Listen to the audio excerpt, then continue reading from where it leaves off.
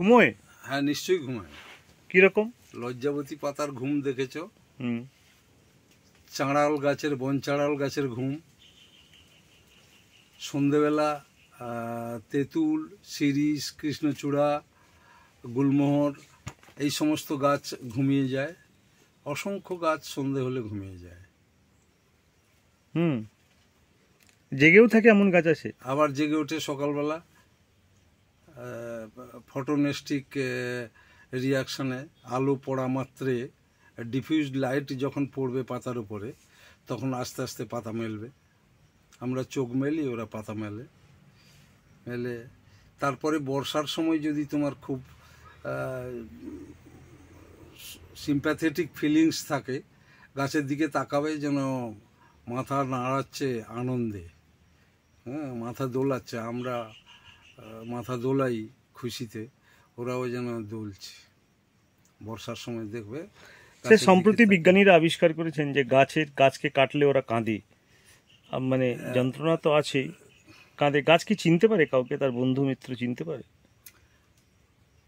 না, গাছ সেভাবে চিনতে পারে না, তবে গাছের অনুভূতি আছে বন্ধু আর শত্রুকে বোঝার। আচ্ছা, কিরকম? যার জন্যই তো গাছ, জামরুল গাছে, আম গাছে বিশেষ এক ধরনের পিঁপড়ে হয় কমলা রঙের।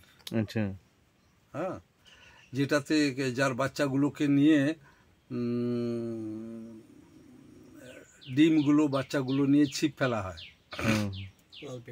কুরকুট বলে যাকে, আদিবাসীরা কুরকুটের ডিম খায়। এই কুরকুট অন্য কোনো গাছে বাসা করে না, জামরুল গাছে, জামকুল গাছে আর কিছু কিছু আম গাছে বাসা করে।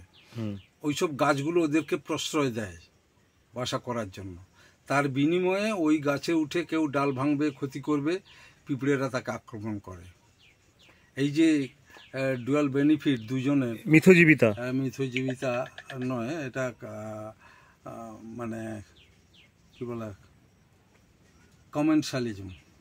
আচ্ছা, কমেনশালিজম, মিথজীবিতা বলবো না, মিথজীবী নয় এটা। আচ্ছা, এটা কমেনশালিজম, অর্থাৎ উভয়ে উপকৃত হব। উকুন আমাদের মাথায় থাকে, মানুষের মাথায়, একতরফা সে মানুষের ক্ষতি করে, রক্ত খেয়ে যায়, পরজীবী। সে পরজীবী হিসেবে কাজ করে। আর এটা উভয়ে বেনিফিটেড হয় যখন গাছকে রক্ষা করছে পিঁপড়ে, গাছ পিঁপড়েকে আশ্রয় দিচ্ছে বাসা তৈরি করার জন্য, বংশবৃদ্ধি করার জন্য। না, গাছ চিনতে পারে যে তাকে জল দেয় রোজ, যে তার কাছে যায়? না, সেই রকম করে চিনতে পারে, তার কোনো প্রমাণ নেই আর কি। ওটা কোনো প্রমাণ নেই। তবে গাছের যে খুশি আছে, গাছ যে খুশি হতে পারে, গাছ যে কাঁদে, কষ্ট হয়, সেটা কিন্তু প্রমাণিত হয়েছে। যার জন্য এখন তো অনেক মডার্ন রিসার্চ হচ্ছে গাছের গ্রোথের জন্য। কিছু কিছু গাছ সাউন্ড পছন্দ করে, মিউজিক, যার জন্য রবীন্দ্রসঙ্গীত বাজানো হচ্ছে। সারা বিশ্বের বহু রিসার্চ গার্ডেনে রবীন্দ্রসঙ্গীত বাজানো হয় গাছের মানে খুব কুইক গ্রোথের জন্য।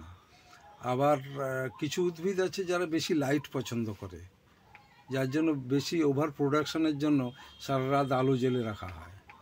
পোলট্রির ক্ষেত্রেও যেরকম আলো জ্বেলে রাখা হয়, তাহলে বেশি ডিম দেয় হাঁস বা মুরগি, ঠিক তেমনি এদেরও, মাছেদের ক্ষেত্রেও বেশি লাইট ফটো পিরিয়ড বাড়ালে এদের গ্রোথটা বেড়ে যায়, মানে ঘুমের সময়টা কম পায়।